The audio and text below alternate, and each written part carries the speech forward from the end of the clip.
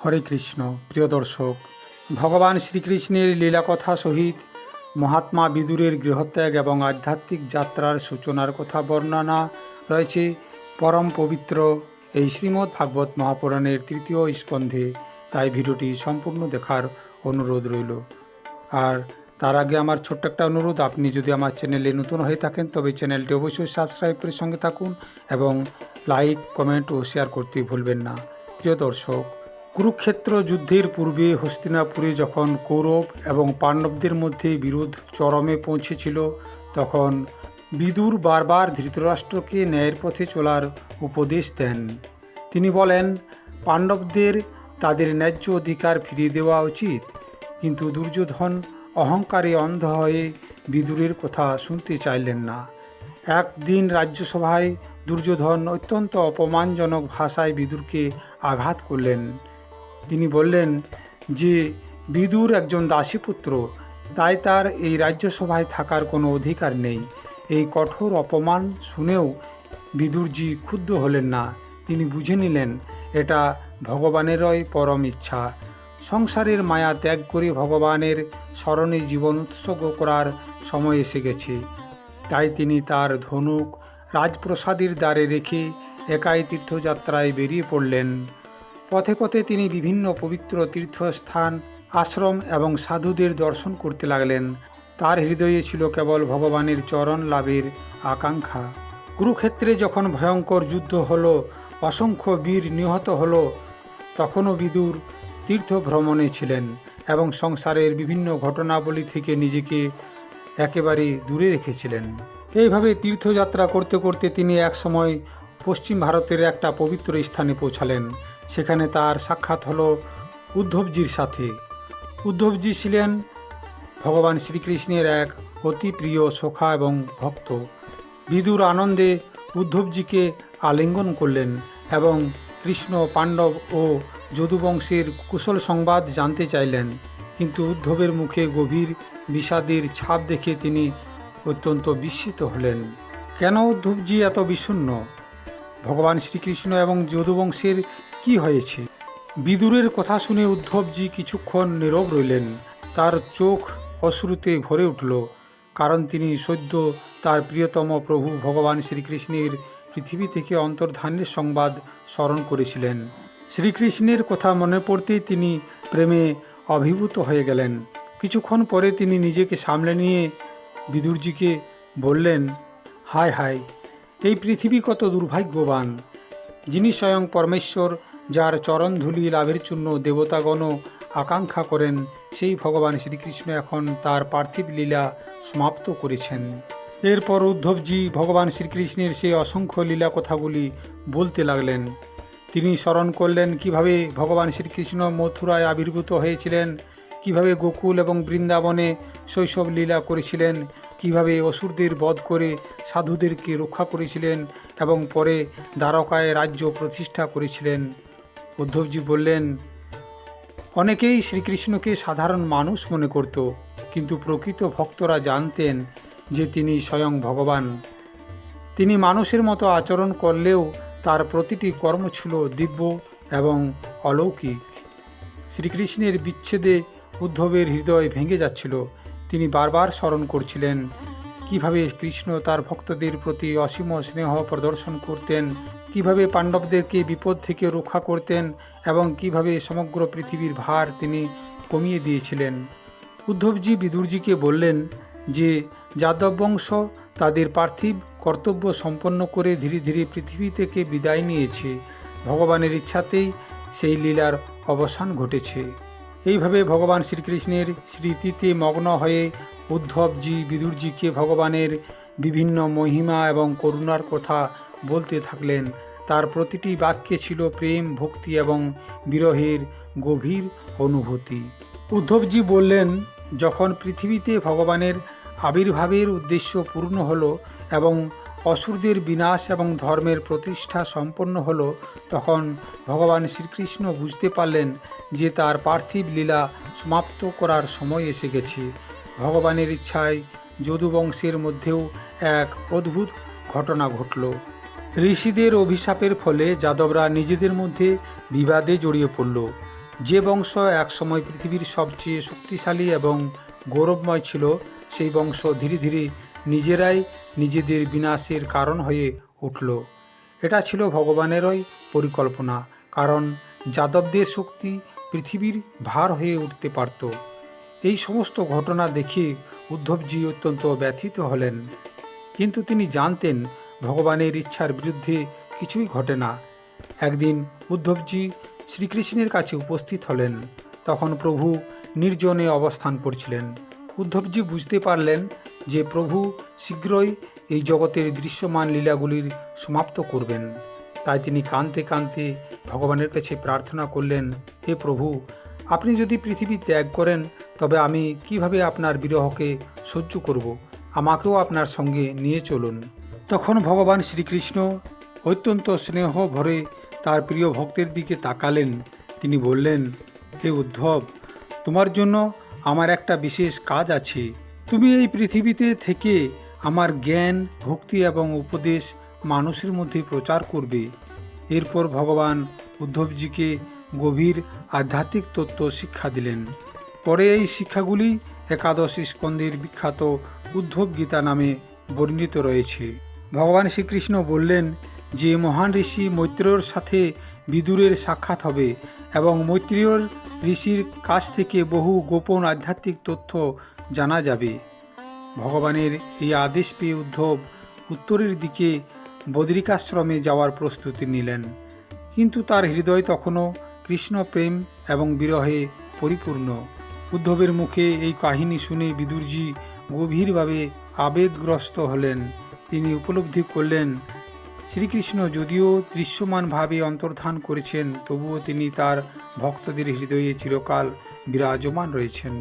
এরপর উদ্ধবজি বিদুরজিকে একটা গুরুত্বপূর্ণ ঘটনা বললেন। তিনি বললেন, বহু বছর আগে যখন ভগবান শ্রীকৃষ্ণ পৃথিবীতে আবির্ভূত হননি, তখনই ভগবান ব্রহ্মাজি ভগবান শ্রীকৃষ্ণের কাছ থেকে সৃষ্টিতত্ত্ব এবং আত্মতত্ত্বের জ্ঞান লাভ করেছিলেন।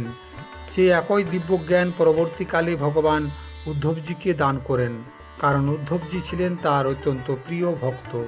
শ্রীকৃষ্ণ উদ্ধবজিকে নির্দেশ দিলেন, তুমি বদ্রিকাশ্রমে গিয়ে তপস্যা এবং ভক্তিতে জীবন অতিবাহিত করো, আর বিদুর মৈত্রেয় ঋষির কাছ থেকে সেই জ্ঞান লাভ করবে যা তার জন্য নির্ধারিত। এই আদেশ শুনে উদ্ধবজি প্রভুর চরণে প্রণাম করলেন। তার চোখে তখন অশ্রু, কিন্তু হৃদয়ে ছিল ভগবানের আদেশ পালন করার এক দৃঢ় সংকল্প। উদ্ধবের মুখে এই কাহিনী শুনে বিদুরের হৃদয়ে ভগবানের প্রতি আরও গভীর শ্রদ্ধা এবং ভক্তি জাগ্রত হলো। তিনি বুঝতে পারলেন তারও একটা বিশেষ কর্তব্য রয়েছে, তা হলো মহান ঋষি মৈত্রেয়জির কাছে গিয়ে জ্ঞান লাভ করা। এরপর দীর্ঘ পথ অতিক্রম করে অবশেষে বিদুরজি মৈত্রেয়জির সাথে সাক্ষাৎ পেলেন। মৈত্রেয়জি ছিলেন মহাজ্ঞানী, শান্ত এবং ভগবত ভক্ত ঋষি। তাকে দেখে বিদুরজির হৃদয় আনন্দে ভরে উঠল। তিনি বিনয়ের সঙ্গে ঋষির চরণে প্রণাম করলেন। মৈত্রেয়জি বিদুরজিকে অত্যন্ত সম্মান করলেন, কারণ তিনি জানতেন বিদুরজি কোনো সাধারণ মানুষ নন, তিনি ভগবানের প্রিয় ভক্ত এবং সত্য সন্ধানী আত্মা। এরপর বিদুরজি তার মনের গভীর প্রশ্নগুলো প্রকাশ করতে শুরু করলেন। তিনি বললেন, হে মহর্ষি, আমি দেখছি মানুষ সুখের আশায় নানা কর্ম করে, কিন্তু শেষ পর্যন্ত তারা দুঃখই পায়। কেন এমন হয়? জীব কেন জন্ম মৃত্যুর চক্রে আবদ্ধ থাকে? কিভাবে সেই প্রকৃত শান্তি লাভ করতে পারবে? বিদুরের প্রশ্নগুলো ছিল কেবল নিজের জন্য নয়, সমগ্র মানব জাতির কল্যাণের জন্য। তিনি জানতেন ভগবান কিভাবে এই জগৎ সৃষ্টি করেন, জীবের প্রকৃত পরিচয় কী, মায়ার শক্তি কিভাবে মানুষকে আবদ্ধ করে, ভক্তির মাধ্যমে কিভাবে মুক্তি লাভ করা যায়। এই প্রশ্নগুলো শুনে মৈত্রেয়জি অত্যন্ত সন্তুষ্ট হলেন, কারণ তিনি দেখলেন বিদুরের আগ্রহ জাগতিক বিষয় নিয়ে নয়, ভগবানের তত্ত্ব জানার জন্য। তাই মৈত্রেয়জি বিদুরজিকে বললেন, হে বিদুর, তুমি খুব ভালো প্রশ্ন করেছ। যারা ভগবানের কথা জানতে চায় তাদের জীবনই হলো সফল জীবন। তিনি ব্যাখ্যা করলেন যে এই জগতের মূল কারণ হলো পরমেশ্বর। সৃষ্টির পূর্বে কেবল ভগবানই ছিলেন, তখন না ছিল পৃথিবী, না ছিল আকাশ, না ছিল দেবতা, আর না ছিল মানুষ। সব কিছু তার মধ্যেই সুপ্ত অবস্থায় ছিল। যখন ভগবানের ইচ্ছা হলো, তখন তিনি তার শক্তির মাধ্যমে সৃষ্টির কার্য শুরু করলেন। তার দৃষ্টিপাতেই প্রকৃতি সক্রিয় হয়ে উঠল এবং ধীরে ধীরে এই মহাবিশ্বের প্রকাশ ঘটল। মৈত্রজি আরও বললেন, জীবাত্মারা ভগবানের অংশ হলেও মায়ার সংস্পর্শে এসে নিজেদের প্রকৃত পরিচয় ভুলে যায়। ফলে তারা শরীরকেই আমি মনে করে আর সুখ দুঃখের বন্ধনে জড়িয়ে পড়ে। কিন্তু যারা ভগবানের প্রকৃত ভক্ত, তারা ধীরে ধীরে এই অজ্ঞানতা থেকে মুক্ত হয় এবং নিজেদের প্রকৃত স্বরূপ উপলব্ধি করতে পারে। বিদুরজি গভীর মনোযোগ দিয়ে এই উপদেশগুলো শুনতে লাগলেন। তার হৃদয়ে নতুন নতুন প্রশ্ন জাগতে লাগলো। আর মৈত্রজি ধীরে ধীরে মহাবিশ্বের সৃষ্টির রহস্য বর্ণনা করতে লাগলেন। মৈত্রজি বললেন, সৃষ্টির পূর্বে সর্বত্র গভীর নিস্তব্ধতা বিরাজ করছিল। তখন কেবল পরমেশ্বরই ছিলেন। তার ইচ্ছাতে প্রকৃতি জাগ্রত হলো, সৃষ্টিকার্য শুরু হলো। প্রথমে ভগবানের শক্তি থেকে মহৎ তত্ত্ব প্রকাশিত হলো। এরপর অহংকারের উদ্ভব হলো। সেই অহংকার 3 প্রকারে বিভক্ত হলো: সাত্ত্বিক, রাজসিক এবং তামসিক। এই 3 গুণের প্রভাবে ধীরে ধীরে সৃষ্টি হতে লাগলো মন, বুদ্ধি, ইন্দ্রিয়সমূহ, পঞ্চ তন্মাত্রা এবং পঞ্চমহাভূত, ক্ষিতি, অপ, তেজ, মরুত এবং ব্যায়াম। কিন্তু এত কিছু সৃষ্টি হওয়ার পরও তারা পৃথক পৃথক অবস্থায় ছিল। কেউ একা কিছু করতে পারছিল না। তখন সকল তত্ত্ব এবং দেবতারা ভগবানের কাছে প্রার্থনা করল, হে প্রভু, আপনার কৃপা ছাড়া আমরা কোনো কাজ করতে সক্ষম নই। ভক্তদের এই প্রার্থনার মতোই সমস্ত সৃষ্টিতত্ত্বও ভগবানের আশ্রয় প্রার্থনা করল। তখন ভগবান তার শক্তির দ্বারা সেই সমস্ত উপাদানের মধ্যে প্রবেশ করলেন। তার উপস্থিতিতেই সমস্ত তত্ত্ব সক্রিয় হয়ে উঠল এবং সৃষ্টি সম্পূর্ণ রূপ নিতে শুরু করল। এরপর মৈত্রজি এক অপূর্ব দৃশ্য বর্ণনা করলেন। তিনি বললেন, সমস্ত সৃষ্টির সমষ্টিগত রূপ হিসাবে বিরাট পুরুষ বা বিশ্বরূপ প্রকাশিত হল। এক বিরাট পুরুষের মুখ থেকে অগ্নির শক্তি, চোখ থেকে সূর্য, কর্ণ থেকে দিক দেবতাগণ, নাসিকা থেকে প্রাণবায়ু এবং চরণ থেকে পৃথিবীর ধারণ শক্তি প্রকাশ পেল। অর্থাৎ সমগ্র বিশ্বজগৎ যেন ভগবানের এক বিশাল দেহরূপে প্রকাশিত হলো। মৈত্রজি বুঝালেন যে এই বিশ্বরূপের ধ্যান করলে মানুষ উপলব্ধি করতে পারে জগতের প্রতিটি বস্তু ভগবানের শক্তিরই প্রকাশ। বিদুর এই বিস্ময়কর সৃষ্টি কাহিনী শুনে অভিভূত হয়ে গেলেন। তিনি বুঝতে পারলেন এই জগতে কিছুই স্বাধীন নয়, সব কিছুই ভগবানের শক্তির দ্বারা পরিচালিত। ভগবানই সৃষ্টির আদি কারণ। ভগবানের শক্তি ছাড়া কোনো কিছুই কার্যকর হতে পারে না। সমগ্র বিশ্ব তার বিরাট দেহের প্রকাশ স্বরূপ। জীবের প্রকৃত কর্তব্য হল সৃষ্টির পেছনে থাকা পরম স্রষ্টাকে স্মরণ করা। অহংকার ত্যাগ করে ভগবানের আশ্রয় গ্রহণ করাই আধ্যাত্মিক জীবনের ভিত্তি। মৈত্রেয়জি বললেন, হে বিদুর, ভগবান কোনো অভাব পূরণের জন্য সৃষ্টি করেন না। তিনি সম্পূর্ণ, পরিপূর্ণ এবং স্বয়ং সন্তুষ্ট। তার লীলা এবং ইচ্ছাশক্তির দ্বারাই সৃষ্টি, স্থিতি এবং প্রলয় সংগঠিত হয়। তিনি ব্যাখ্যা করলেন যে সূর্যের আলো যেমন সূর্যকে স্পর্শ না করেও পৃথিবীতে নানা কাজ সম্পন্ন করে, তেমনি ভগবানের মায়া শক্তিও জগৎ পরিচালনা করে। কিন্তু ভগবান নিজের মায়া দ্বারা কখনো আবদ্ধ হন না। এরপর বিদুরজি জানতে চাইলেন, তাহলে জীব কেন এত দুঃখ পায়? তখন মৈত্রজি একটা সুন্দর উদাহরণ দিলেন। তিনি বললেন, স্বপ্নে মানুষ কখনো রাজা হয়, কখনো ভিখারি হয়, কখনো সুখ পায়, কখনো দুঃখ পায়। কিন্তু জেগে উঠলে সে বুঝতে পারে যে সব কিছুই মনের কল্পনা। ঠিক তেমনি জীব যখন ভগবানকে ভুলে যায়, তখন সে নিজেকে শরীর মনে করে। তখন সে সুখ, দুঃখ, লাভ, ক্ষতি, জন্ম, মৃত্যুর বন্ধনে আবদ্ধ হয়ে পড়ে। কিন্তু যখন ভগবানের কৃপায় জ্ঞান জাগে, তখন সে উপলব্ধি করে যে আমি এই নশ্বর দেহ নই, আমি ভগবানের নিত্য দাস আত্মা। মৈত্রজি আরও বললেন যে ভগবানের কীর্তন, শ্রবণ এবং স্মরণই এই অজ্ঞানতা দূর করার সবচেয়ে সহজ উপায়। সাধুসঙ্গ এবং ভক্তির মাধ্যমে হৃদয় শুদ্ধ হয়। তিনি ব্যাখ্যা করলেন যে জ্ঞান, তপস্যা এবং যোগ অনেক উচ্চ পথ হলেও কলিযুগে ভক্তি হলো সবচেয়ে সহজ পথ এবং নিশ্চিত পথ, কারণ ভক্তির মাধ্যমে ভগবান নিজেই ভক্তের হৃদয়ে প্রকাশিত হন। এই সমস্ত তত্ত্ব শুনে বিদুরের হৃদয় আনন্দে ভরে উঠল। তার সমস্ত প্রশ্ন যেন একে একে মিটতে লাগলো। তবুও তিনি আরও বিস্তারিতভাবে সৃষ্টি এবং ভগবানের লীলা কথা শোনার জন্য আগ্রহী হয়ে উঠলেন। বিদুরজি মৈত্রীজিকে জিজ্ঞাসা করলেন, হে মহর্ষি, মহাপ্রলয় কি? মহাপ্রলয়ের পরে কি ঘটেছিল? ব্রহ্মা কিভাবে জন্মগ্রহণ করেছিলেন এবং সৃষ্টি কার্য কিভাবে শুরু হয়েছিল? তখন মৈত্রীজি মৃদু হাসলেন এবং সেই প্রাচীন কাহিনী বলতে শুরু করলেন। তিনি বললেন, মহাপ্রলয়ের শেষে সমগ্র বিশ্বজগৎ অদৃশ্য হয়ে গিয়েছিল।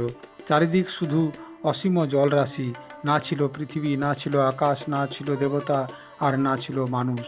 সেই অনন্ত জলের উপর শয়ন করেছিলেন ভগবান বিষ্ণু। তিনি অনন্ত নাগের শয্যায় বিশ্রাম নিচ্ছিলেন। তার দেহ থেকে অপার শান্তি এবং দিব্য জ্যোতি বিচ্ছুরিত হচ্ছিল। তখন ভগবানের নাভি থেকে এক দিব্য পদ্ম প্রস্ফুটিত হলো। সেই পদ্ম ধীরে ধীরে বিশাল আকার ধারণ করল। সেই পদ্মের উপরে আবির্ভূত হলেন ভগবান ব্রহ্মাজি। ব্রহ্মাজি চারিদিকে তাকিয়ে দেখলেন শুধু অন্ধকার আর অসীম জল। তিনি জানতেন না তিনি কে, কোথা থেকে এসেছেন, কিংবা তার কি কর্তব্য। তার মনে প্রবল কৌতূহল জাগল। আমি কে? এই পদ্ম কোথা থেকে এসেছে? এই প্রশ্নের উত্তর খুঁজতে তিনি পদ্মের ডাঁটার ভিতর দিয়ে নিচে নামতে চেষ্টা করলেন। দীর্ঘ সময় অনুসন্ধান করেও তিনি কোনো উৎস খুঁজে পেলেন না। অবশেষে তিনি আবার পদ্মের উপরে ফিরে এলেন। যখন ভগবান ব্রহ্মাজি গভীর চিন্তায় নিমগ্ন, তখন তিনি দুটি শব্দ শুনতে পেলেন, তপ তপ, অর্থাৎ তপস্যা করো, তপস্যা করো। তিনি বুঝতে পারলেন এটি কোনো সাধারণ শব্দ নয়, এটি পরমেশ্বরের নির্দেশ। তখন ভগবান ব্রহ্মাজি দীর্ঘকাল তপস্যা এবং ধ্যান করতে লাগলেন। তার মন সম্পূর্ণভাবে ভগবানের দিকে নিবিষ্ট হয়ে গেল। দীর্ঘ তপস্যার পর ভগবান ব্রহ্মাজির হৃদয় সম্পূর্ণ শুদ্ধ হয়ে গেল। তখন তিনি দিব্য দর্শন লাভ করলেন। তিনি ভগবানের অপূর্ব রূপ দর্শন করলেন। সেই চতুর্ভুজ, শঙ্খ, চক্র, গদা এবং পদ্মধারী পরম সুন্দর রূপ। সেই দর্শনে ভগবান ব্রহ্মাজির হৃদয় আনন্দ এবং ভক্তিতে ভরে উঠল। তিনি বুঝতে পারলেন যে আমার জন্ম কোনো আকস্মিক ঘটনা নয়, ভগবান আমাকে সৃষ্টির কার্য পরিচালনা করার জন্য আবির্ভূত করেছেন। সেই ভগবান শ্রীহরি ভগবান ব্রহ্মাকে আশীর্বাদ করলেন এবং তাকে সৃষ্টি কার্য সম্পন্ন করার জন্য শক্তি এবং জ্ঞান প্রদান করলেন। ভগবান ব্রহ্মাজি উপলব্ধ করলেন যে তিনি স্বাধীন স্রষ্টা নন, তিনি ভগবানের একজন সেবক মাত্র। ভগবানের শক্তির মাধ্যমেই তিনি এই বিশ্ব সৃষ্টি করবেন। এই উপলব্ধি তাকে অহংকার মুক্ত করল এবং তিনি ভগবানের আদেশ পালন করতে প্রস্তুত হলেন। বিদুরজি এই কাহিনী শুনে গভীরভাবে মুগ্ধ হলেন। তিনি বুঝলেন যে জ্ঞান লাভের প্রথম শর্ত হল বিনয় এবং তপস্যা। ব্রহ্মার মতো মহান ব্যক্তিও প্রথমে ভগবানের আশ্রয় গ্রহণ করেছিলেন। তিনি অনুভব করলেন যে প্রকৃত জ্ঞান ভগবানের কৃপা ছাড়া লাভ করা যায় না। তপস্যা এবং একাগ্রতা হৃদয়কে সবসময় শুদ্ধ করে। অহংকারকে ত্যাগ করলে ভগবানের নির্দেশ উপলব্ধি করা যায়। ভগবান ব্রহ্মাও ভগবানের সেবক। একমাত্র ভগবানই হলেন সর্বোচ্চ নিয়ন্তা। ভক্তি এবং ধ্যানের মাধ্যমে ভগবানের দর্শন সম্ভব। মৈত্রীজি বিদুরজিকে বললেন যে দীর্ঘ তপস্যার ফলস্বরূপ ভগবান ব্রহ্মাজি বৈকুণ্ঠের দিব্য দর্শন লাভ করেন। তিনি সেখানে দেখলেন যে ভগবান বিষ্ণু অপূর্ব সিংহাসনে অধিষ্ঠিত। তার চারটি হাতে শঙ্খ, চক্র, গদা, পদ্ম শোভা পাচ্ছে। তার মুখমণ্ডল কোটি চন্দ্রের মতো শীতল এবং মনোহর। ভগবানের এই রূপ দেখে ব্রহ্মার হৃদয় প্রেম এবং ভক্তিতে ভরে উঠল। তিনি অনুভব করলেন যাকে খুঁজতে তিনি এতদিন চেষ্টা করেছিলেন, আজ তারই দর্শন লাভ করেছেন। ভগবান শ্রীহরির সামনে মাথা নত করে ভগবান ব্রহ্মাজি প্রার্থনা করতে লাগলেন। ব্রহ্মাজি বললেন, হে প্রভু, আপনি অনাদি, অনন্ত এবং সমগ্র সৃষ্টির মূল কারণ। আপনার কৃপা ছাড়া কেউ আপনাকে জানতে পারে না। ব্রহ্মাজি স্বীকার করলেন যে জগতের মানুষ মায়ার প্রভাবে ভগবানকে ভুলে যায়। তারা দেহ, ধন, পরিবার এবং জাগতিক ভোগের মধ্যে সুখ খোঁজে, কিন্তু প্রকৃত সুখ লাভ করতে পারে না।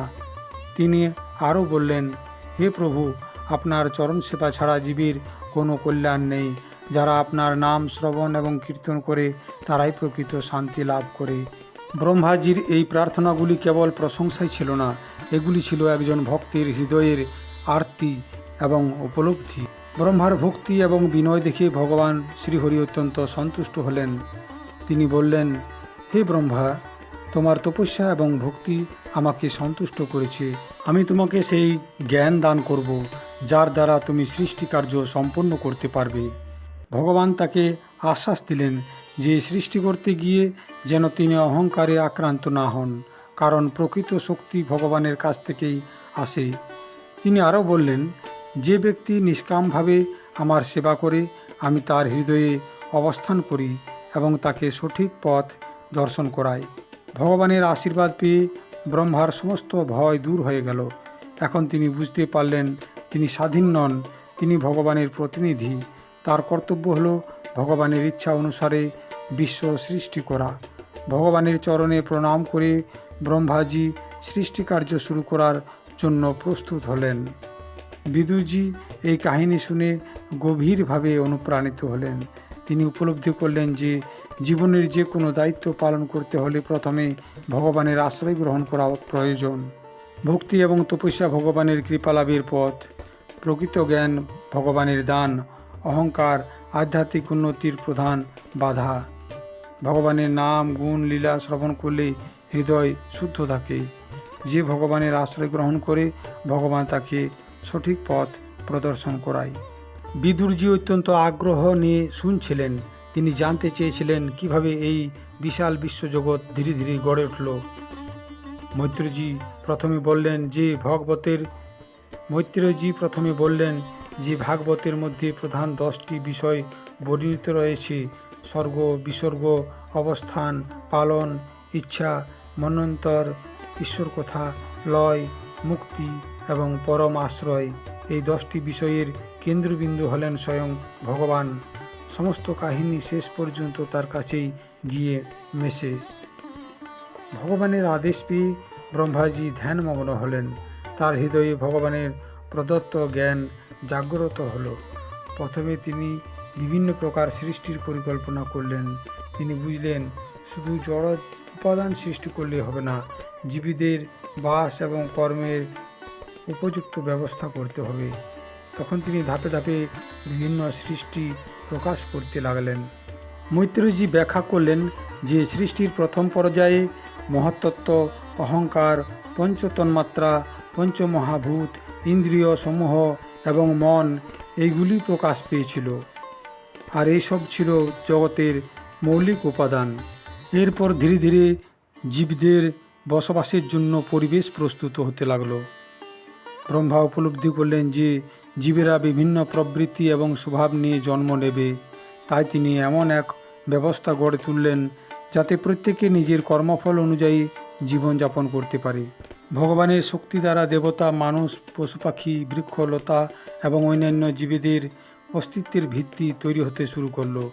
কিন্তু তখনও পূর্ণাঙ্গ জীব সৃষ্টি শুরু হয়নি।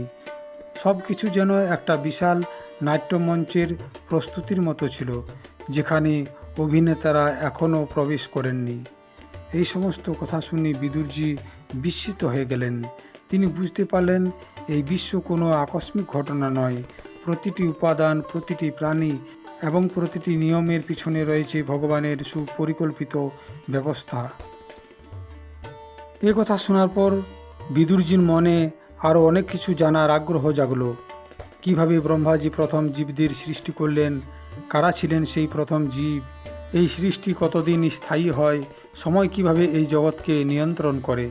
মৈত্রেয়জি বিদুরজির মনের কথা বুঝতে পারলেন। তখন তিনি কালের বিস্ময়কর রহস্য বর্ণনা করতে শুরু করলেন। মৈত্রেয়জি বললেন, হে বিদুর, সময়কে কেউ চোখে দেখতে পায় না, কিন্তু সময়ের প্রভাব থেকে কেউ রেহাই পায় না।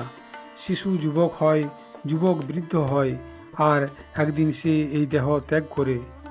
পাহাড়ে ক্ষয় হয়, নদীর পথ বদলে যায়, রাজ্য ধ্বংস হয়ে যায়, সবই কালের প্রভাবে হয়।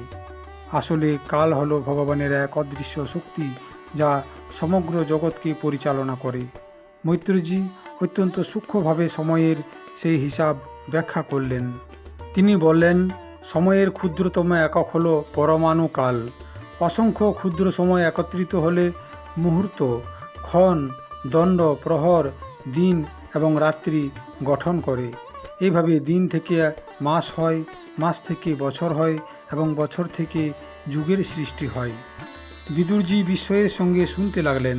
তিনি বুঝতে পারলেন ভগবানের সৃষ্টিতে কোনো কিছুই এলোমেলো নয়, সব কিছুরও একটা নির্দিষ্ট নিয়ম রয়েছে। মৈত্রেয়জি এরপর 4 যুগের কথা বললেন: সত্য, ত্রেতা, দ্বাপর এবং কলি। সত্য হলো ধর্ম এবং সত্যের পূর্ণ যুগ।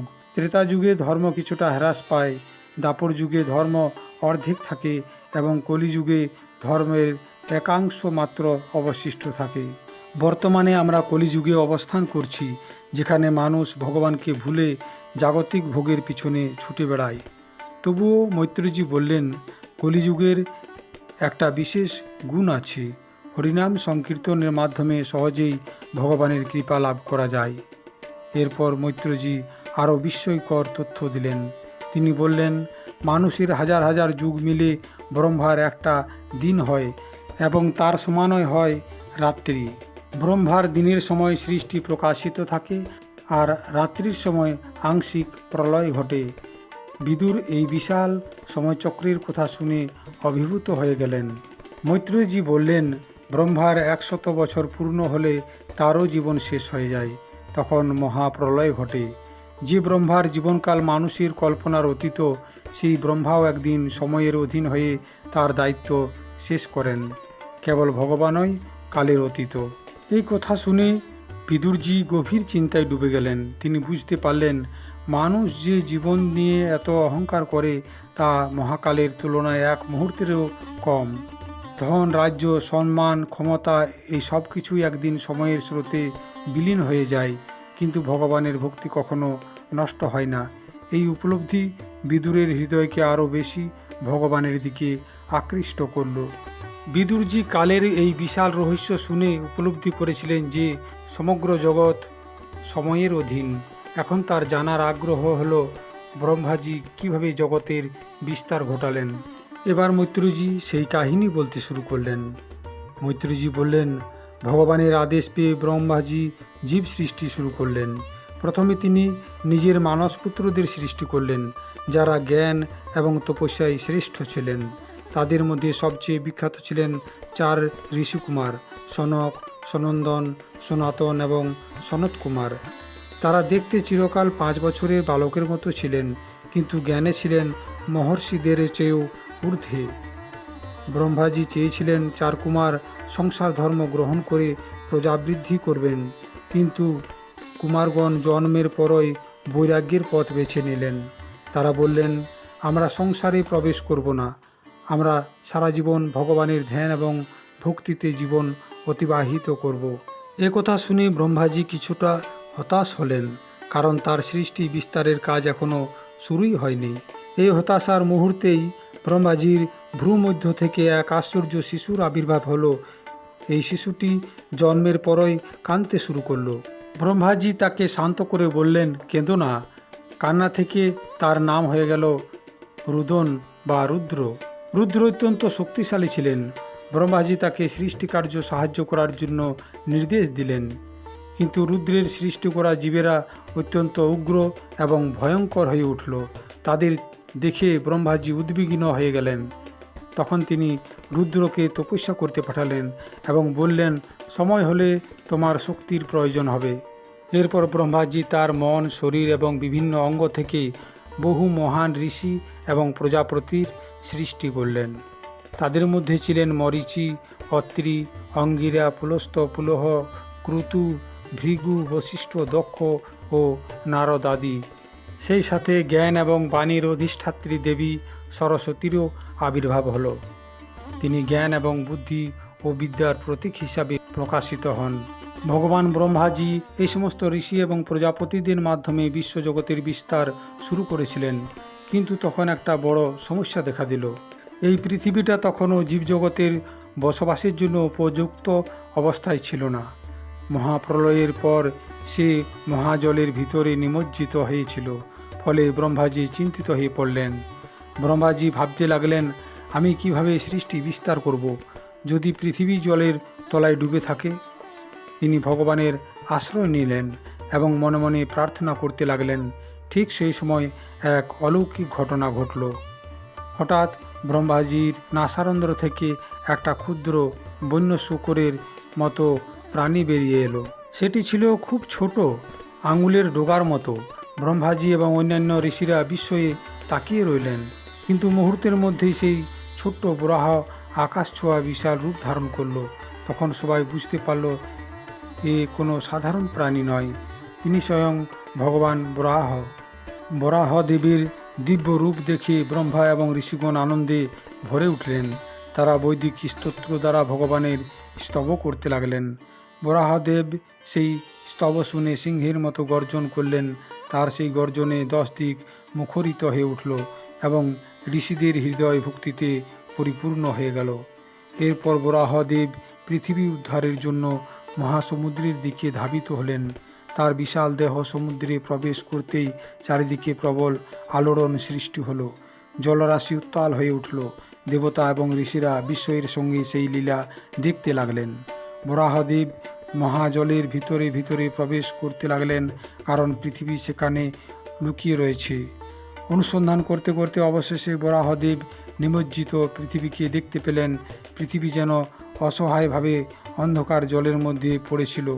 ভগবান স্নেহভরে তাকে নিজের শক্তিশালী দাঁতের উপর ধারণ করলেন। সেই দৃশ্য ছিল অপূর্ব। অসীম মহাজলের মধ্যে ভগবান বরাহ তার ক্ষুদ্র দন্তে পৃথিবীকে বহন করেছেন। দেবতারা আনন্দধ্বনি করতে লাগলেন। কিন্তু পৃথিবী উদ্ধারের কাজ এত সহজ ছিল না, কারণ সেই সময় মহাবলশালী দৈত্য হিরণ্যাক্ষ মহাজলের মধ্যে বিচরণ করছিল। সে দেবতা এবং সাধুদের শত্রু ছিল এবং ভগবানের শক্তিকে চ্যালেঞ্জ করতে চাইত। বরাহদেব পৃথিবীকে উদ্ধার করেছেন দেখে তার ক্রোধ আরও বেড়ে গেল। এই মহাযুদ্ধের সূচনা যেন আসন্ন হয়ে উঠল। মৈত্রেয়ীজির মুখে এই কাহিনী শুনে বিদুরজি আনন্দ এবং বিস্ময়ে অভিভূত হয়ে গেলেন। তিনি উপলব্ধি করলেন, যখনই জগৎ বিপদে পড়ে তখনই ভগবান কোনো না কোনো রূপে আবির্ভূত হয়ে তার ভক্ত ও সৃষ্টিকে রক্ষা করেন। এখানেও ভগবান বরাহ রূপ ধারণ করে মহাদৈত্য হিরণ্যাক্ষকে পরাজিত করে পৃথিবীকে জলরাশি থেকে উপরে তুললেন এবং ভগবান ব্রহ্মাজির জীব সৃষ্টির কাজে সহায়তা করলেন। মৈত্রেয়ীজির মুখে এই সমস্ত কথাগুলি শোনার পর বিদুরজির মনে একটা প্রশ্ন জাগল। তিনি ভাবলেন, মহাবলশালী দৈত্য হিরণ্যাক্ষের আবির্ভাব কিভাবে ঘটল।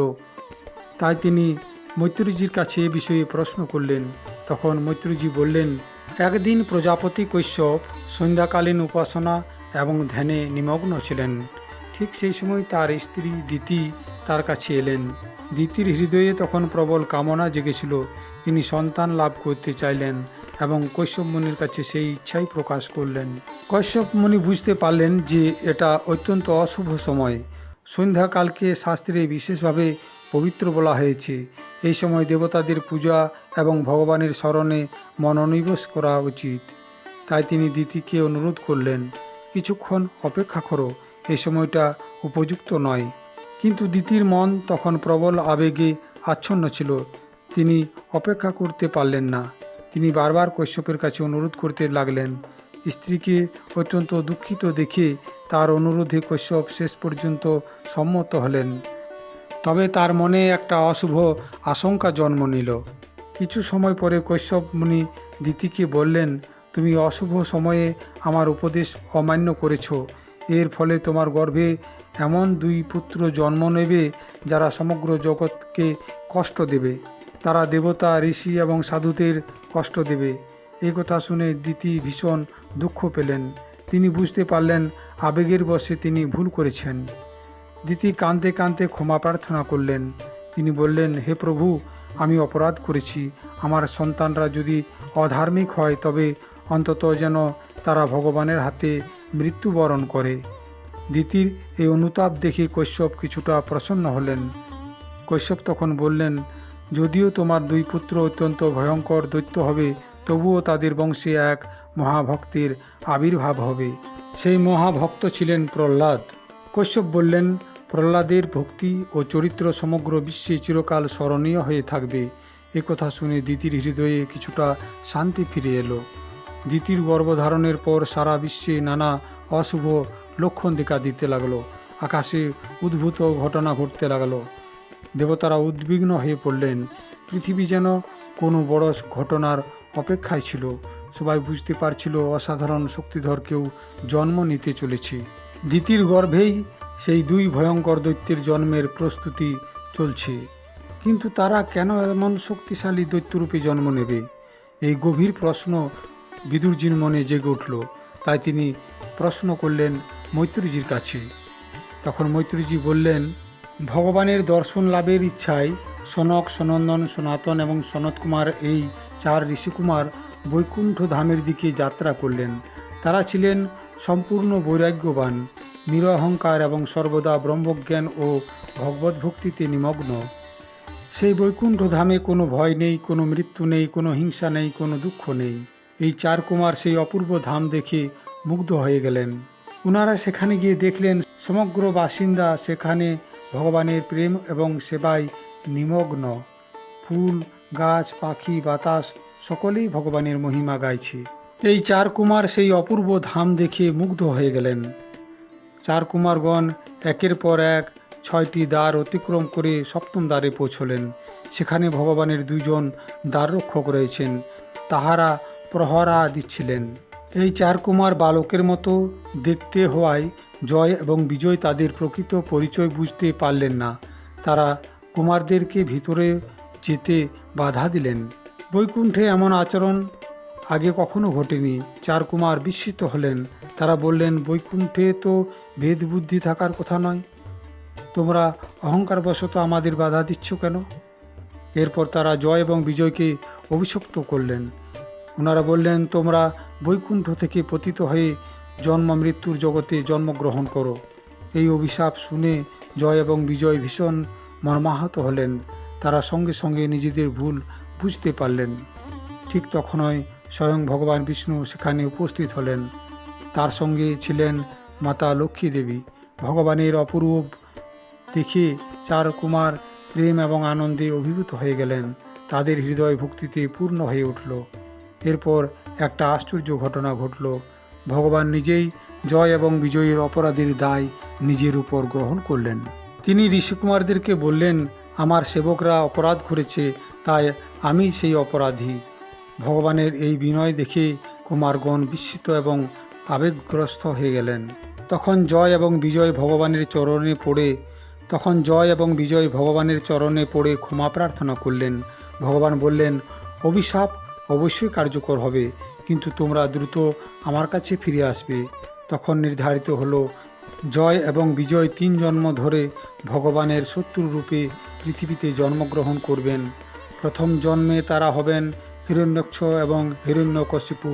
এরপর আরও 2 জন্মে তারা ভগবানের অন্যান্য অবতারের বিরোধী হয়ে জন্ম নেবেন। এই কাহিনী শুনে বিদুরজি বুঝতে পারলেন ভগবানের পরিকল্পনা অত্যন্ত গভীর। যা বাইরে থেকে অভিশাপ বলে মনে হয়, অনেক সময় সেটিও ভগবানের লীলারই অংশ হয়ে ওঠে। জয় এবং বিজয়ের পতনও আসলে ভগবানের ভবিষ্যৎ অবতার লীলার প্রস্তুতি ছিল।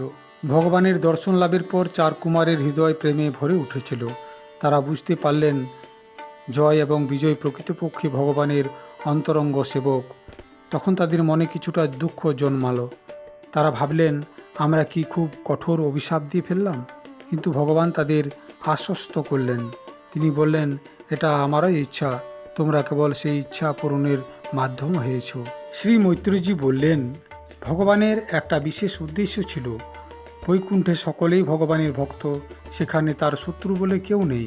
কিন্তু ভগবান কখনো কখনো বীরত্ব, যুদ্ধ এবং অসুরবধের লীলা প্রকাশ করতে চান। সেই লীলার জন্য শক্তিশালী প্রতিপক্ষের প্রয়োজন ছিল।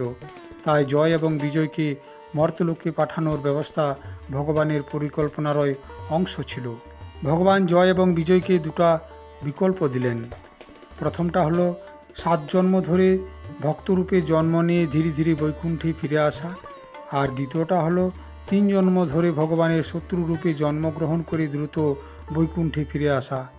তখন জয় বিজয় এক মুহূর্তের মধ্যেই ভগবানের দ্বিতীয় পথটি বেছে নিলেন। তারা বললেন, প্রভু, আমরা যত দ্রুত সম্ভব আপনার চরণে ফিরে আসতে চাই। এরপর সেই বেদনাময় মুহূর্ত এলো। জয় বিজয় বৈকুণ্ঠ ধাম ত্যাগ করলেন। বৈকুণ্ঠবাসীরা তাদের বিদায় দেখিয়ে অত্যন্ত দুঃখিত হলেন, কারণ বৈকুণ্ঠে বিচ্ছেদ প্রায় ঘটে না। কিন্তু সবাই জানতেন এটা ভগবানেরও ইচ্ছা এবং একদিন তারা আবার ফিরে আসবেন। এদিকে মর্তলোকে দিতি তার গর্ভে 2 সন্তান ধারণ করেছিলেন। ভগবানের পরিকল্পনা অনুযায়ী জয় এবং বিজয় সেই গর্ভেই প্রবেশ করলেন। তারা পরবর্তীকালে জন্মগ্রহণ করলেন। একজনের নাম হলো হিরণ্যাক্ষ, আরেকজনের নাম হলো হিরণ্যকশিপু। জয় এবং বিজয় দিতির গর্ভে প্রবেশ করার পর সমগ্র বিশ্বে নানা অশুভ লক্ষণ দেখা দিতে লাগলো। আকাশ অস্বাভাবিক হয়ে উঠল, প্রবল ঝড় বয়ে গেল, দেবতারা উদ্বিগ্ন হয়ে পড়লেন। পৃথিবী যেন কোনো ভয়ঙ্কর ঘটনার অপেক্ষা করছে। কশ্যপ মুনির আশঙ্কা অনুযায়ী গর্ভস্থ সন্তানদের শক্তি এত প্রবল ছিল যে তাদের প্রভাব সমগ্র বিশ্বে অনুভূত হতে লাগলো। দিতি প্রায় 100 বছর ধরে সেই গর্ভ ধারণ করে রইলেন। তার গর্ভের তেজে সূর্য, চন্দ্র এবং নক্ষত্রের জাতীয় যেন ম্লান হয়ে যেতে লাগলো। দেবতারা এই অস্বাভাবিক ঘটনা দেখে ভীত হয়ে পড়লেন। তারা বুঝতে পারছিলেন কোনো অসাধারণ শক্তিধর সত্তা জন্ম নিতে চলেছে। তখন তারা ব্রহ্মার কাছে গিয়ে এর কারণ জানতে চাইলেন। ব্রহ্মাজি তাদের শান্ত করে বললেন, ভয় পেও না, এটা ভগবানের পরিকল্পনার অংশ। বৈকুণ্ঠের জয় এবং বিজয় দিতির গর্ভে জন্ম নিতে চলেছে। অবশেষে সেই দিন উপস্থিত হলো। দিতির 2 পুত্র জন্মগ্রহণ করল। তাদের জন্মের সময় ভয়ঙ্কর সব লক্ষণ দেখা দিল। প্রবল ঝড় উঠল, বজ্রপাত হতে লাগলো, পৃথিবী কেঁপে উঠল, আকাশে অশুভ শব্দ শোনা গেল, সমুদ্র উত্তাল হয়ে উঠল। সাধারণ মানুষ এবং দেবতারা ভয়ে কাঁপতে লাগলো। 2 শিশুর শরীর ছিল অত্যন্ত বলিষ্ঠ ও উজ্জ্বল। তাদের মধ্যে বড়টির নাম রাখা হলো হিরণ্যকশিপু আর ছোটটির নাম রাখা হলো হিরণ্যাক্ষ। তারা দ্রুত বড় হতে লাগলো। অল্প সময়ের মধ্যেই অসাধারণ শক্তির অধিকারী হয়ে উঠল তারা। হিরণ্যকশিপু ছিল অত্যন্ত উচ্চাভিলাষী। সে চেয়েছিল সমগ্র বিশ্বকে নিজের নিয়ন্ত্রণে আনতে। তাই তার মনে দেবতা এবং ভগবানের প্রতি বিদ্বেষ জন্মাতে শুরু করলো। পরে সে কঠোর তপস্যা করে অসাধারণ বর লাভ করল এবং দেবতাদেরকে আতঙ্কে ফেলে দিল। অন্যদিকে হিরণ্যাক্ষ ছিল ভীষণ যুদ্ধপ্রিয়। সে সর্বদা এমন কাউকে খুঁজত যে তার শক্তির মোকাবিলা করতে পারে। তার অহংকার এত বেড়ে গেল যে সে দেবতাদের পর্যন্ত যুদ্ধের জন্য চ্যালেঞ্জ জানাতে শুরু করলো। দেবতারা তার ভয়ে বিভিন্ন স্থানে লুকিয়ে পড়ল। হিরণ্যাক্ষ যখন শুনল যে এক মহান শক্তিধর সত্তা মহাসমুদ্রের মধ্যে পৃথিবীকে উদ্ধার করেছেন, তখন তার ক্রোধ জ্বলে উঠল। সে সংকল্প করল, আমি সেই সত্তার সঙ্গে যুদ্ধ করব। সে জানত না যাকে সে খুঁজছে তিনি স্বয়ং ভগবান বরাহ। এভাবেই এক মহাজাগতিক যুদ্ধের সূচনা ঘনিয়ে এলো। তখন হিরণ্যাক্ষ তার বিশাল গদা হাতে নিয়ে ত্রিলোক ঘুরে বেড়াতে লাগলো। তার শরীর ছিল পর্বতের মতো বিশাল, চোখে জ্বলজ্বল করছিল আগুনের মতো অহংকার। সে যেখানে যেত দেবতা এবং গন্ধর্বরা তার ভয়ে পালিয়ে যেত। যুদ্ধ করার মতো কোনো প্রতিপক্ষ না পেয়ে সে আরও ক্ষুব্ধ হয়ে উঠল।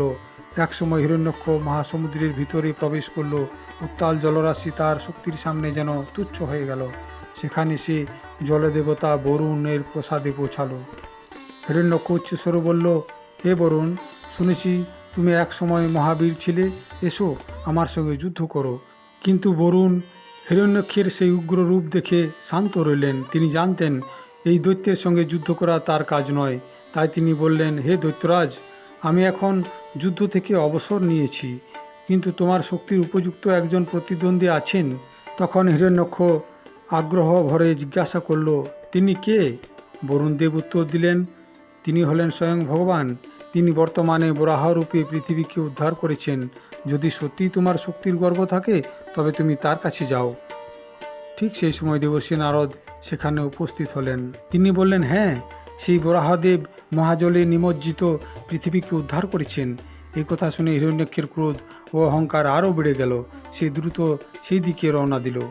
অবশেষে হিরণ্যাক্ষ সেই অপূর্ব দৃশ্য দেখতে পেল। ভগবান বরাহ তার শক্তিশালী শুভ্র দন্তে পৃথিবীকে ধারণ করে মহাজল থেকে উপরে উঠছেন। দেবতারা আকাশ থেকে এই মহালীলা দর্শন করছিলেন এবং ভগবানের স্তব করছিলেন। হিরণ্যাক্ষ বরাহদেবকে দেখে বিদ্রুপ করে বললেন, হে বন্য পশু, কোথায় যাচ্ছ? তুমি কি আমার সামনে থেকে পালিয়ে যেতে চাও? সে আরও নানা অপমানজনক কথা বলতে লাগলো, কিন্তু বরাহদেব তার কথায় বিচলিত হলেন না। প্রথমে তিনি পৃথিবীকে নিরাপদ স্থানে স্থাপন করলেন, কারণ তার প্রথম কর্তব্য ছিল পৃথিবীকে রক্ষা করা। পৃথিবীকে নিরাপদে স্থাপন করার পর বরাহদেব ধীরে ধীরে হিরণ্যক্ষর দিকে ফিরে তাকালেন।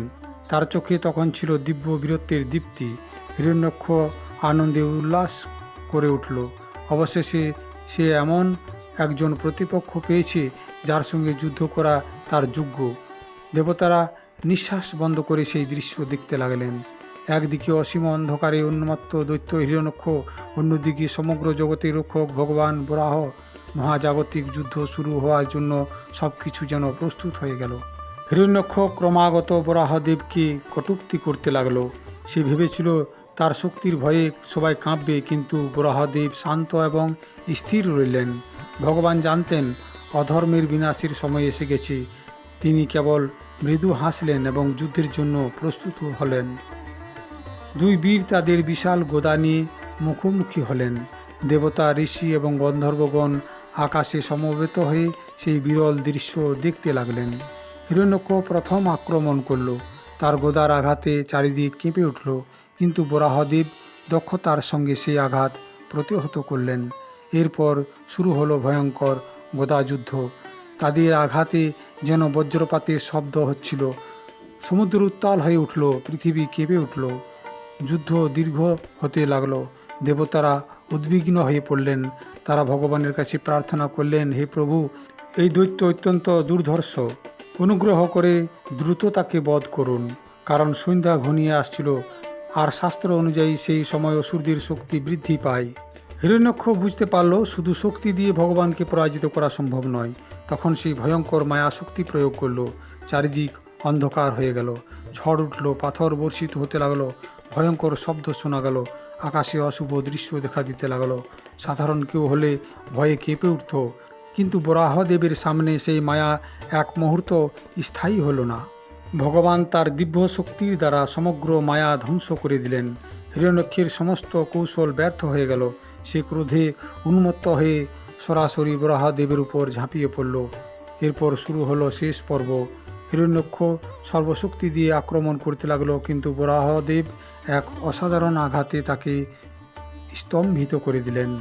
অবশেষে ভগবান তার শক্তিশালী মুষ্টি দ্বারা দৈত্যকে আঘাত করলেন, আর সেই আঘাত ছিল বজ্রের মতো।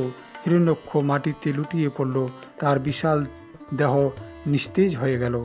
হিরণ্যক্ষ নিহত হলেও এটা কোনো সাধারণ মৃত্যু ছিল না, কারণ সে আসলে বৈকুণ্ঠের প্রাক্তন দ্বাররক্ষক ছিল। নাম ছিল জয়। এটা তার প্রথম জন্ম। ভগবানের স্পর্শে তার সমস্ত পাপ ক্ষয় হলো এবং সে ভবিষ্যতে আবার ভগবানের ধামে ফিরে যাওয়ার পথে অগ্রসর হলো। হিরণ্যক্ষর পতনের সঙ্গে সঙ্গে দেবতারা আনন্দধ্বনি করতে লাগলেন। তারা ফুল বর্ষণ করলেন এবং ভগবানের স্তব করতে লাগলেন। পৃথিবীও যেন স্বস্তির নিঃশ্বাস ফেলল। অধর্মের উপর ধর্মের বিজয় ঘটেছে। এই কাহিনী শুনে বিদুরের হৃদয় ভক্তিতে ভরে উঠল। তিনি উপলব্ধি করলেন, যখনই অধর্ম বৃদ্ধি পায়, ভগবান কোনো না কোনো রূপে আবির্ভূত হয়ে ধর্ম এবং ভক্তদের রক্ষা করেন। ভগবানের কাছে সবচেয়ে শক্তিশালী অসুর। এরপর শ্রী মৈত্রেয়জি বললেন, কর্দম মুনি ভগবানের দর্শন লাভ করেছিলেন। ভগবান তাকে আশ্বাস দিয়েছিলেন যে শীঘ্রই স্বয়ম্ভুব মনু তার আশ্রমে আসবেন এবং তার কন্যা দেবহূতির সঙ্গে কর্দম মুনির বিবাহ সম্পন্ন করাবেন। তাই একদিন স্বয়ম্ভুব মনু তার পত্নী শতরূপা এবং কন্যা দেবহূতিকে সঙ্গে নিয়ে কর্দম মুনির আশ্রমে উপস্থিত হলেন। আশ্রমটি ছিল সরস্বতী নদীর তীরে, শান্ত এবং পবিত্র পরিবেশে ঘেরা। কর্দম মুনি যথাযোগ্য সম্মানের সঙ্গে তাদের অভ্যর্থনা করলেন। স্বয়ম্ভুব মনু কর্দম মুনির মহিমা জানতেন, তাই তিনি বললেন, হে মহর্ষি, আমার কন্যা দেবহূতি আপনার গুণ এবং তপস্যায় সন্তুষ্ট হয়ে আপনাকে স্বামীরূপে গ্রহণ করার সংকল্প করেছে।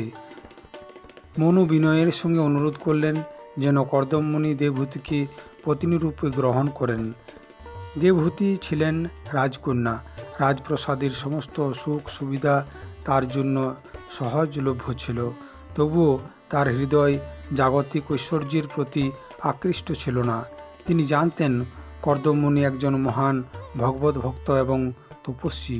তাই তিনি দৃঢ়ভাবে সিদ্ধান্ত নিয়েছিলেন যে এমন মহাপুরুষের সেবাই হবে তার জীবনের সর্বোচ্চ সৌভাগ্য। কর্দমমুনি মনুর প্রস্তাবে সম্মত হলেন, তবে তিনি একটা শর্ত রাখলেন। তিনি বললেন, আমি গৃহস্থ জীবন গ্রহণ করব এবং সন্তান উৎপন্ন করব, কিন্তু সন্তানদের জন্মের পর আমি সন্ন্যাস গ্রহণ করে ভগবানের সাধনায় জীবন উৎসর্গ করব। মনু এই শর্ত আনন্দের সঙ্গে গ্রহণ করলেন, কারণ তিনি জানতেন কর্দমমুনির জীবনের একমাত্র লক্ষ্য হল ভগবানের সেবা। এরপর বৈদিক নিয়ম অনুসারে কর্দমমুনি এবং দেবহূতির বিবাহ সম্পন্ন হল। স্বয়ম্ভুব মনু কন্যাকে নানা উপহার এবং আশীর্বাদ দিয়ে বিদায় দিলেন।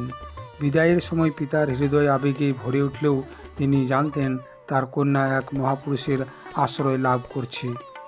বিবাহের পর দেবহূতি অত্যন্ত নিষ্ঠার সঙ্গে তার স্বামীর সেবা করতে লাগলেন।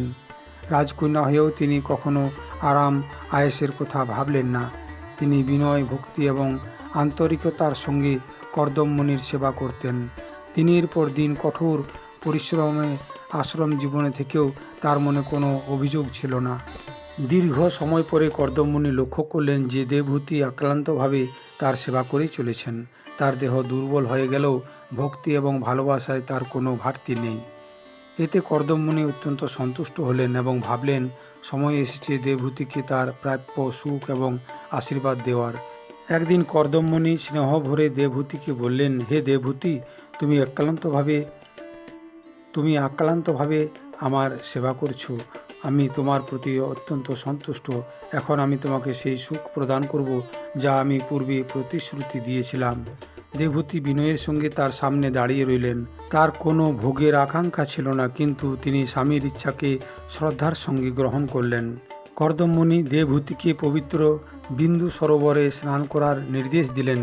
দেবহূতি সেখানে গিয়ে স্নান করলেন। তখন অসংখ্য দিব্য কন্যা তার সেবা করতে উপস্থিত হলো। তারা দেবহূতিকে সুন্দর বস্ত্র, অলঙ্কার এবং সুগন্ধি দ্বারা সুসজ্জিত করল। দীর্ঘ তপস্যাজনিত ক্লান্তি দূর হয়ে গেল এবং তিনি পুনরায় অপরূপ সৌন্দর্যে উজ্জ্বল হয়ে উঠলেন। এরপর কর্দমমুনি তার যোগ শক্তি প্রকাশ করলেন। তিনি একটা বিশাল আকাশচারী প্রাসাদ বা দিব্য বিমান সৃষ্টি করলেন। সেই বিমানে ছিল অসংখ্য কক্ষ, মনোরম উদ্যান, সুগন্ধি ফুল, ঝর্ণা এবং সরোবর ও স্বর্গীয় সাজসজ্জা। এটি কোনো সাধারণ বিমান ছিল না, এটি ছিল যোগশক্তি দ্বারা নির্মিত এক আশ্চর্য প্রাসাদ। কর্দমমুনি ও দেবহূতি সেই বিমানে আরোহণ করলেন।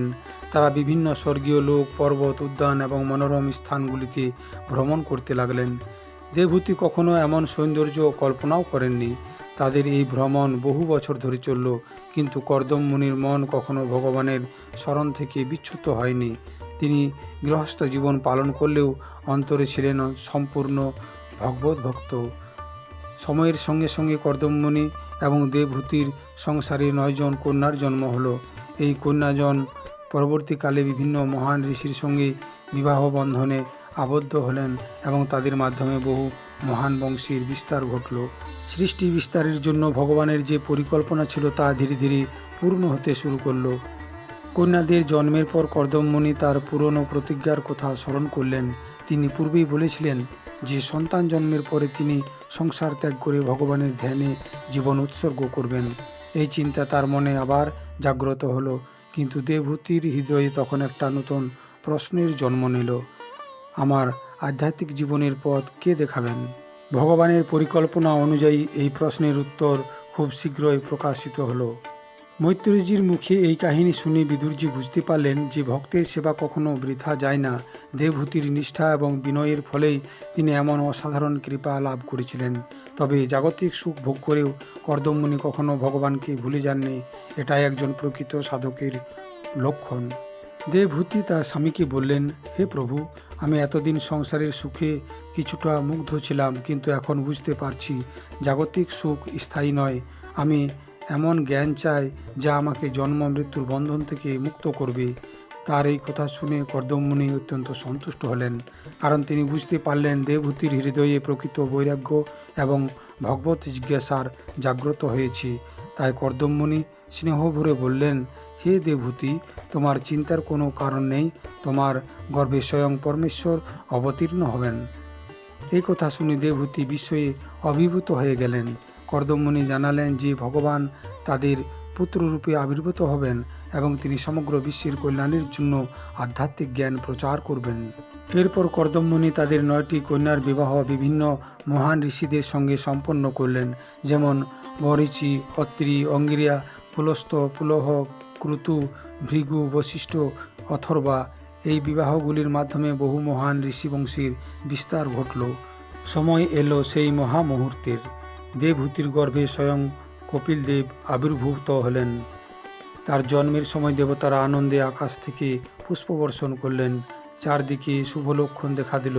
মহর্ষিরা বুঝতে পারলেন এটা কোনো সাধারণ শিশুর জন্ম নয়, স্বয়ং ভগবান মানব জাতিকে আধ্যাত্মিক জ্ঞান প্রদান করার জন্য অবতীর্ণ হয়েছেন। ভগবানের আবির্ভাবের পর কর্দমমুনি তার প্রতিজ্ঞা পূরণ করার সময় এসেছে মনে করে তিনি কপিলদেবকে প্রণাম করলেন এবং বুঝলেন যে এখন দেবহূতির আধ্যাত্মিক পথ প্রদর্শনের অভাব হবে না। তিনি সংসার ত্যাগ করে বনপ্রস্থ জীবনে প্রবেশ করলেন এবং সম্পূর্ণভাবে ভগবানের ধ্যানে নিজেকে নিয়োজিত করলেন। এই কাহিনী শুনে বিদুরজি গভীর আনন্দ অনুভব করলেন। তিনি বুঝতে পারলেন যে ভক্তের আন্তরিক প্রার্থনা কখনো বিফল হয় না। দেবহূতি মুক্তির পথ চেয়েছিলেন আর ভগবান নিজেই তার পুত্ররূপে আবির্ভূত হলেন। এবার মৈত্রেয় ঋষি বিদুরকে সৃষ্টির বিস্তার এবং বিভিন্ন ঋষিবংশের কাহিনী বলতে শুরু করলেন। তিনি বললেন, কর্দমমুনি ও দেবহূতির 9 কন্যা বিভিন্ন মহান ঋষির সঙ্গে বিবাহিত হয়েছিল। তাদের মাধ্যমে অসংখ্য ঋষি, দেবতা, গন্ধর্ব এবং প্রজাপতির বংশ বিস্তার লাভ করল। মৈত্রেয় একে একে সেই বংশদের বিবরণ দিতে লাগলেন, যাতে বিদুর বুঝতে পারেন কিভাবে ভগবানের পরিকল্পনা অনুযায়ী জগৎ জনপূর্ণ হয়েছে। তিনি ঋষি অত্রি এবং তার স্ত্রী অনুসূয়ার কাহিনী বললেন। তিনি বললেন, অত্রি মুনি কঠোর তপস্যা শুরু করলেন। তার একমাত্র ইচ্ছা ছিল এমন এক পুত্র লাভ করা যিনি ভগবানের মতো গুণসম্পন্ন হবেন। তার তপস্যায় সন্তুষ্ট হয়ে 3 দেব, ব্রহ্মা, ভগবান বিষ্ণু এবং শিব একসঙ্গে তার সামনে আবির্ভূত হলেন। অত্রি ও অনুসূয়ার তপস্যার ফলে তাদের গৃহে 3 মহান পুত্র জন্মগ্রহণ করল, দত্তাত্রেয়, দুর্বাসা এবং চন্দ্র। এরা যথাক্রমে বিষ্ণু, শিব এবং ব্রহ্মার অংশরূপে আবির্ভূত হয়েছিলেন। মৈত্রেয়জি এরপর অন্যান্য ঋষিদের বংশধরদের কথাও বর্ণনা করলেন, যেমন ভৃগুর বংশ, অঙ্গিরার বংশ, পুলস্তর বংশ, পুলহর বংশ ধীরে ধীরে সমগ্র বিশ্ব জগতে ছড়িয়ে পড়তে লাগলো। প্রত্যেক বংশের একটা নির্দিষ্ট ভূমিকা ছিল। কেউ ধর্ম রক্ষা, কেউ ধর্ম প্রচার, কেউ জ্ঞান প্রচার, কেউ সৃষ্টি বিস্তারে অবদান রাখলেন। এদিকে দেবহূতি তার পুত্র কপিল দেবের সান্নিধ্যে জীবন কাটাচ্ছিলেন। তিনি জানতেন তার পুত্র কোনো সাধারণ শিশু নন। কপিল দেবের দিব্য আভা এবং অসাধারণ জ্ঞান দেখে তার হৃদয়ে গভীর শ্রদ্ধা জন্মালো। ধীরে ধীরে তার মনে মুক্তি এবং আত্মজ্ঞান লাভের আকাঙ্ক্ষা আরও প্রবল হয়ে উঠল। অবশেষে দেবহূতি একদিন তার পুত্রের কাছে সেই গভীর প্রশ্নগুলি নিয়ে উপস্থিত হলেন, যা যুগে যুগে সাধকরা জানতে চেয়েছেন। দেবহূতি কপিল দেবের সামনে নত হয়ে বললেন, হে পুত্র, আমি দীর্ঘদিন ধরে দেহ, পরিবার এবং জাগতিক বিষয়ের প্রতি আসক্ত ছিলাম। এই আসক্তির কারণেই আমি জন্ম মৃত্যুর বন্ধনে আবদ্ধ রয়েছি। তিনি আরও বললেন, আপনি সর্বজ্ঞ, অনুগ্রহ করে আমাকে সেই পথ দেখান যার দ্বারা আমি এই অজ্ঞানতার অন্ধকার থেকে মুক্ত হতে পারি। এটা ছিল একজন আন্তরিক সাধকের প্রশ্ন, কিভাবে জীব প্রকৃত শান্তি এবং মুক্তি লাভ করবে। কপিল দেব স্নেহ ভরে মাতার দিকে তাকালেন। তিনি বললেন, হে মাতা, জীবের বন্ধন এবং মুক্তি দুটিরই মূল কারণ হলো মন। যখন মন জড় বিষয়, ভোগ এবং অহংকারের দিকে আকৃষ্ট হয় তখন জীব বন্ধনে আবদ্ধ হয়, আর যখন সেই মন ভগবানের দিকে নিবিষ্ট হয় তখন মুক্তির পথ খুলে যায়। কপিল দেব বিশেষভাবে সৎসঙ্গের গুরুত্ব ব্যাখ্যা করলেন। তিনি বললেন, সাধু এবং ভক্তদের সঙ্গ মানুষের হৃদয়কে পরিবর্তন করে দেয়। যখন একজন মানুষ ভগবানের ভক্তদের সঙ্গে সময় কাটায় তখন তার হৃদয়ে ধীরে ধীরে ভগবানের প্রতি শ্রদ্ধা, ভক্তি এবং প্রেম জাগ্রত হয়। সেই ভক্তি একসময় জন্ম মৃত্যুর বন্ধনকে ছিন্ন করে। কপিল দেব বললেন, শুধু জ্ঞান বা কঠোর তপস্যাই যথেষ্ট নয়। বিশুদ্ধ ভক্তি জীবকে পরমেশ্বরের কাছে পৌঁছে দেয়। যে ব্যক্তি ভগবানের নাম শ্রবণ করে, কীর্তন করে, তার লীলা স্মরণ করে, ভক্তদের সেবা করে, সে ধীরে ধীরে অন্তরের সমস্ত অশুদ্ধিকে দূর করে মুক্ত হয়ে যায়। কপিলদেব প্রকৃত ভক্তের পরিচয়ও দিলেন। একজন সত্যিকারের ভক্ত সকল জীবের প্রতি দয়ালু হন, অহংকারহীন হন, সহনশীলতা হন, শান্ত হন এবং ঈর্ষামুক্ত হন।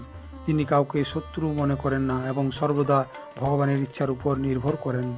কপিলদেব বললেন, ভক্তির চূড়ান্ত ফল কেবল মুক্তি নয়, বরং ভগবানের প্রতি বিশুদ্ধ প্রেম।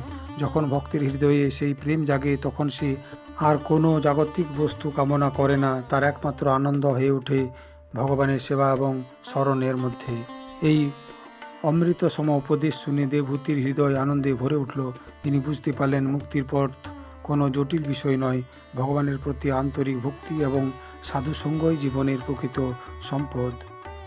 মৈত্রেয়ীজির মুখে এই কাহিনী শুনে বিদুরজি গভীরভাবে অনুপ্রাণিত হলেন। তিনি উপলব্ধি করলেন যে মানুষের প্রকৃত উন্নতি ধন, ক্ষমতা বা বিদ্যায় নয়, বরং ভগবানের প্রতি প্রেম ও ভক্তিতে। মনই বন্ধন এবং মুক্তির মূল কারণ। সাধুসঙ্গ আধ্যাত্মিক জীবনের ভিত্তি। ভক্তিযোগ মুক্তির সবচেয়ে সহজ এবং শ্রেষ্ঠ পথ। ভগবানের নাম, গুণ ও লীলা শ্রবণ হৃদয়কে শুদ্ধ করে। ভক্তির চূড়ান্ত ফল হল ভগবানের প্রতি বিশুদ্ধ প্রেম। কপিলদেব বললেন, এই জগতের দুটি মূল তত্ত্ব হল পুরুষ এবং প্রকৃতি। জীবাত্মা চেতন, শাশ্বত এবং অবিনশ্বর। অন্যদিকে প্রকৃতি হল জড় এবং পরিবর্তনশীল। সমস্যা তখনই শুরু যখন জীবাত্মা নিজেকে প্রকৃতির সঙ্গে একাকার করে মনে করে। সে দেহকেই নিজের পরিচয় ভাবতে শুরু করে এবং মায়ার বন্ধনে জড়িয়ে পড়ে।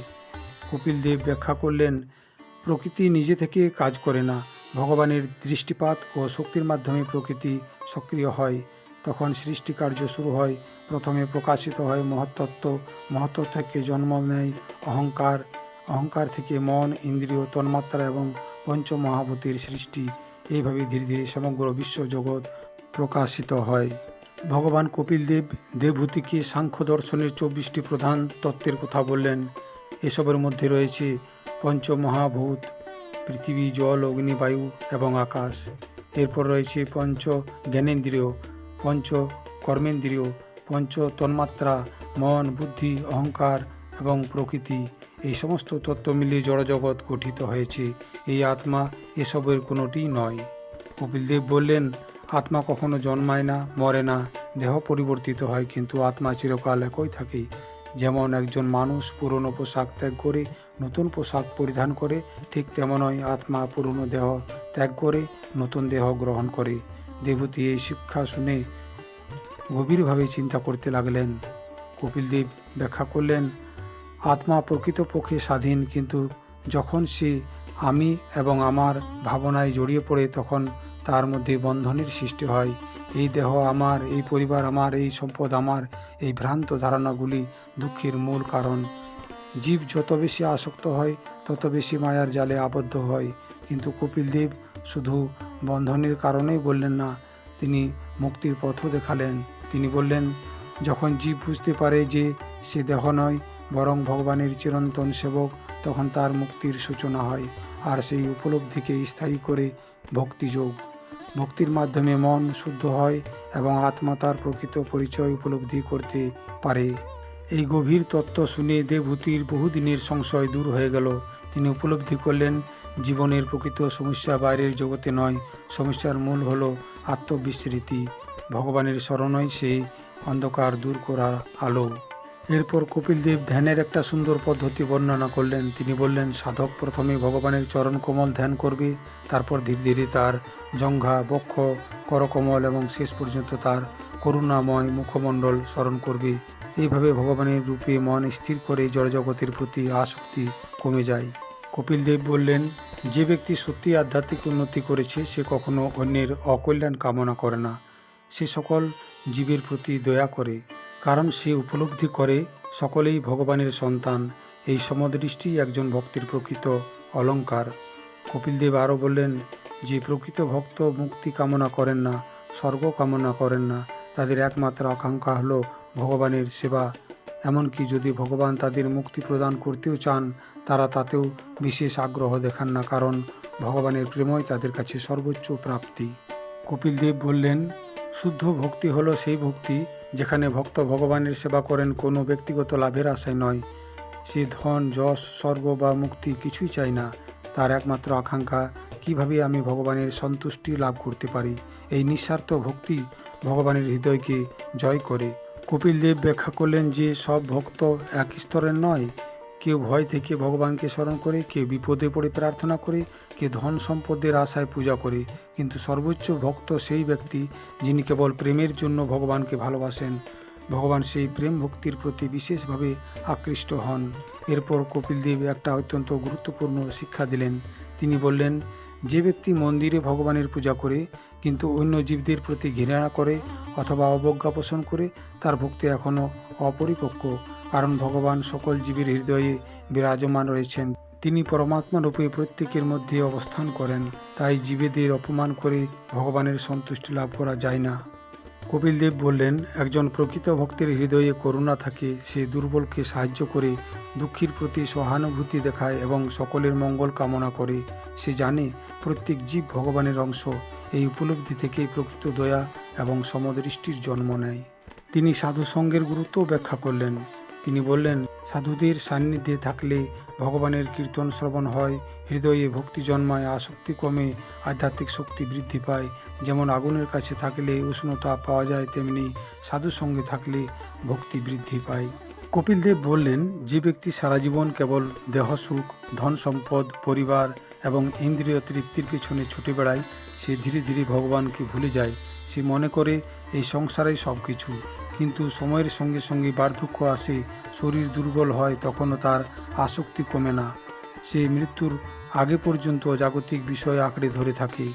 যখন মৃত্যুর সময় উপস্থিত হয়, তখন সেই ভোগাসক্ত ব্যক্তি গভীর যন্ত্রণা অনুভব করে। তার প্রিয়জন, সম্পদ, বাড়ি ঘর সব কিছু ছেড়ে যেতে হয়, কিন্তু সে কিছুই সঙ্গে নিয়ে যেতে পারে না। তখন জীব অত্যন্ত অসহায় বোধ করে। যে বিষয়গুলিকে সে সারা জীবন নিজের বলে মনে করেছিল, সেগুলো এক মুহূর্তেই তার কাছ থেকে বিচ্ছিন্ন হয়ে যায়। তারপর সেই পাপ কর্মে লিপ্ত জীবের কাছে ভয়ঙ্কর রূপধারী যমদূত উপস্থিত হয়। তাদের দর্শনে জীব আতঙ্কিত হয়ে পড়ে। তারা সেই জীবকে তার কর্মফল ভোগের জন্য নিয়ে যায়। কপিল দেব এ অংশে কর্মফলের কঠোর নিয়মের কথা ব্যাখ্যা করলেন। যেমন কর্ম তেমন ফল। পাপ কর্ম অনুসারে জীব বিভিন্ন দুঃখ এবং শাস্তি ভোগ করে। এই বর্ণনার উদ্দেশ্য ভয় সৃষ্টি করা নয়, বরং জীবকে সতর্ক করা, যাতে সে পাপকর্ম ত্যাগ করে ধর্ম এবং ভক্তির পথে ফিরে আসে। কপিল দেব বোঝালেন, জড়সুখের জন্য অন্যকে কষ্ট দেওয়া বা অধর্মের পথে চলা শেষ পর্যন্ত নিজের জন্যই দুঃখ টেনে আনে। কর্মফল ভোগের পর জীব আবার নতুন দেহ গ্রহণের জন্য প্রস্তুত হয়। তার পূর্বকর্ম এবং বাসনা অনুযায়ী নতুন জন্ম নির্ধারিত হয়। এইভাবেই সে বারবার জন্মায়, বারবার মরে এবং বারবার সুখ দুঃখ ভোগ করে। এই অন্তহীন চক্রকে বলা হয় সংসার চক্র।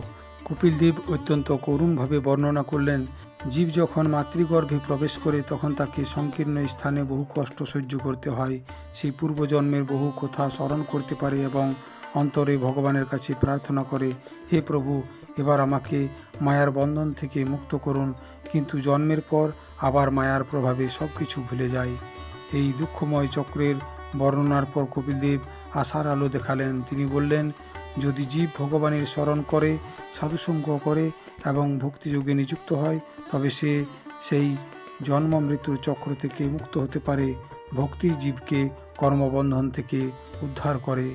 কপিল দেব বললেন, মানুষের জন্ম অত্যন্ত দুর্লভ, কিন্তু অধিকাংশ মানুষ এই সুযোগকে ভগবানকে জানার জন্য ব্যবহার না করে কেবল ভোগের পিছনে ব্যয় করে। ফলে তারা আবার কর্মবন্ধনে আবদ্ধ হয়ে পড়ে। এই কারণে কপিল দেব জীবেদের সতর্ক করে বললেন, মানব জন্মকে বৃথা নষ্ট করো না। এই জন্ময় ভগবানকে উপলব্ধি করার, সাধুসঙ্গ লাভ করার এবং ভক্তিযোগে অগ্রসর হওয়ার একটা সুবর্ণ সুযোগ। যে এই সুযোগ গ্রহণ করে সে জন্ম মৃত্যুর চক্র থেকে মুক্ত হতে পারে।